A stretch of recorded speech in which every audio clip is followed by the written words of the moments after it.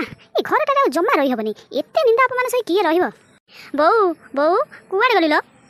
ହଁ ହଁ ମତେ ଶୁଭୁଛି। କଣ ପାଇଁ ଏତେ ଜୋରେ ଚିଲଉଛୁ? ବୋଉ ବୋଉ ଏ ଘରଟାରେ ମୁଁ ଜମା ରହିପାରିବିନି। ମୁଁ ଯାଉଛି। ତୁ ତ ପୁଅ ବୋଉକୁ ନେଇକି ରହିଥା। ମୁଁ ଏବେ ମୋ ଘରକୁ ଯାଉଛି। ଆଲୋ କଣ ହେଲା ବା? ତୁ କାହିଁକି ଏମିତି ରାଗୁଛୁ? ତୋର କଣ ଅସୁବିଧା ହେଇଛି ମତେ କହୁନୁ? କହିବି କଣ? ତୋର ଯୋଉ ଗୋଟେ ଛତରା ଖାଇ ବୋଉ ନାହିଁ ନା, ସେ ଖାସ ମୋ ସହିତ ଝଗଡ଼ା ଲଗାଉଛି। ମୁଁ ଏଠି ରହିବି କେମିତି? ଆଲୋ ସେ କଣ କଲା ବା? ମତେ କହିଲୁ ଟିକେ। ଆଚ୍ଛା ସେ ତତେ କଣ କହିଲା ମତେ? ଆଚ୍ଛା ବୋଉ, ତତେ କଣ ଆଉ କୋଉଠି ଝିଅ ମିଳୁନଥିଲା ଯେ ତୁ ସେଇଆକୁ ବାହାଘର କଲୁ ଭାଇ ସହିତ? କାଇଁ ସେ ତ ଆଗରୁ ଭଲ ଥିଲା।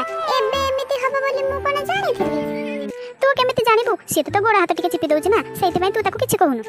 ଆ ସବିତା କୁଆଡେ ଗଲୁ ବା? ଆଇଲୁ ପରିବା ସବୁ ନେଇ ଆଇଛି। ତୁ ଟିକେ ରୋଷେଇ କରିଦେଲେ ମୁଁ ଖାଇବି। ହେଇଲୋ ତୋ ଭାଇ ଆଇଲାଣି। ତୋ ଭାଇକୁ ସେଇ କଥା କହ। ଆରେ ତମେ ଦି ଜଣ ଏଠି କଣ କରୁଛ? କଣ କରିବି? ତୋର ତ ଯୋଉ ସ୍ତ୍ରୀ ଖଣ୍ଡେ ନା, ନାଗୁଣୀ ସହିତ ସମାନ। ଆଲୋ ତୋର କଣ ହେଲା କି? ତୁ କଣ ଏମିତି କଥାବାର୍ତ୍ତା କରୁଛୁ? ଆଉ କେମିତି କରିଥାନ୍ତି? ତୋର ତ ଖଣ୍ଡେ ଯୋଉ ସ୍ତ୍ରୀ ଅଛି, ଖାଲି ଫଁ ହଉଛି। ଆଲୋ ତୁ ଏମିତି କଣ କହୁଛୁ? ସଫା କଥା କହୁନୁ। ତୋ ଭାଉଜ ତତେ କଣ କହିଲା? ହଉ ହେଲା ତୋର କଣ ହେଇଛି ମତେ ଟିକେ କହିଲୁ। ଆଚ୍ଛା ଭାଇ, ତୁ ତାକୁ କେମିତି ସମ୍ଭାଳୁଛୁ କହିଲୁ? ଆଲୋ କେମିତି ସମ୍ଭାଳନ୍ତି? ତୁ କଣ ଜାଣିପାରୁନୁ? ତା ଫୋନରୁ ତୁ ଜାଣିପାରୁଥିବୁ ତ। ସିଏ ଘରେ ଖୁନ୍ଦା ଖାଉଥିବ ଆଉ କେମିତି? ଆଲୋ ତୋର କଣ ହେଇଛି ସିନା ତୁ ମତେ କହିଲେ ମୁଁ ଜାଣିବି।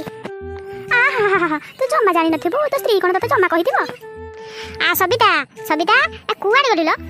କାଇଁ କେତେ ବଡ଼ ପାଟିରେ ଚିଲଉଛ? କହିଲ କଣ ପାଇଁ ଡାକୁଥିଲ? ଆଚ୍ଛା ରୋଷେଇ କଣ କରିଛ ମତେ ଟିକେ କହିଲ? ରୋଷେଇ? ଘରେ ତ କିଛି ନାହିଁ, ମୁଁ ରୋଷେଇ କେମିତି କରିବି? ଭାତ ଦିଟା ରାନ୍ଧିକି ଥୋଇ ଦେଇଛି। ଘରେ କିଛି ନାହିଁ? ମୁଁ ବା ଏବେ ସଉଦା ସବୁ ଆଣିଥିଲି। କଣ କଲୁ ତୁ? କଣ କହିଲ? ତମେ ଏବେ ଆଣିଥିଲ? କାଇଁ ଆମ ଘରେ କଣ ଖାଇବା ଲୋକ ଜମା ଅଛନ୍ତି? ହଁ, ରୋଷେଇ କେମିତି ହଉଛି କଣ ହଉଛି ତମେ ସିନା ରହିଲେ ଦେଖନ୍ତ। ଆମ ଘରେ ତ ଜମା ଖାଇଲା ବାଲା ଲୋକ କେହି ନାହାନ୍ତି।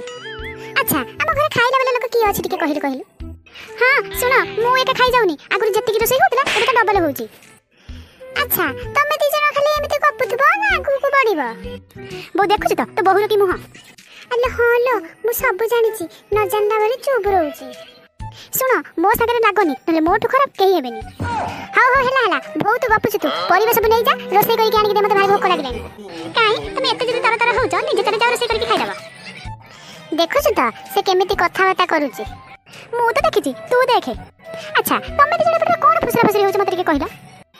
ଆମେ ଦି ଜଣ କଣ ଫୁସରା ଫୁସରି ହଉଛୁ? କାଇଁ ନାହିଁ ତ। କାଇଁ ଆମେ ଆଉ କଥାବାର୍ତ୍ତା କୁହନ୍ତୁନି ନା କଣ ତମ ପାଇଁ? ତମେ ଟିକେ ଚୁପ୍ ରୁହ, କାରଣ ତମେ ଆସିଛ ଅତିଥି, 2 ଦିନର କୁଣିଆ। ହେଇଲୋ ମାଇକିନା, ତୁ ଏମିତି କଣ କଥାବାର୍ତ୍ତା କରୁଛୁ? ହଇରେ ବାଡ଼ି ଖିଆ, ତୁ ଚୁପ୍ ରହ। 10 ଦିନ ହେଲା ମୁଁ ପାଣି ମାରି ସାଇଲଣି ରୋଷେଇ କରି। କାଇଁ ତମର ସବୁ ହାତ ଗୋଡ଼ ନାହିଁ? ତମେ ନିଜେ ରୋଷେଇ କରିକି ଖାଅ ନା? ଆମେ ଯଦି ନିଜେ ରୋଷେଇ କରିକି ଖାଇବୁ, ତାହେଲେ ତୋ ବାପା ବୋଉ ତତେ କାହିଁକି ଏଠିକି ପଠେଇଥିଲେ? କଣ ହେଲା? ମୁଁ କଣ ଟିକେ ରୋଷେଇ କରିବା ପାଇଁ ଆଇଥିଲି କି? ଆଉ ତୁ କଣ ପାଇଁ ଆଇଥିଲୁ? ହଇରେ ବାଡ଼ି ଖିଆ, ମୁହଁ ସବୁବେଳେ କଥାବାର୍ତ୍ତା କରୁଥା, ନହେଲେ ମୋଠୁ ଖରାପ କେହି ହେବେନି। ହଁ ଆମେ ସବୁ ଜାଣି ଯାଇଛୁ ତୁ କେମିତିକା ମାଇକିନା।